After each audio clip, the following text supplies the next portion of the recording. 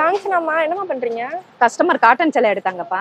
அதுக்கு matching colour எடுக்க வந்திருக்கேன். காட்டன் பிளவுஸ் வந்திருக்கு. ஓ சூப்பர்மா. அப்ப ப்ளவுஸ் கலெக்ஷன்ஸ் நிறைய வந்திருக்காமா? நிறைய அப்ப வந்திருக்குப்பா. வீடியோ போட்டுருமா?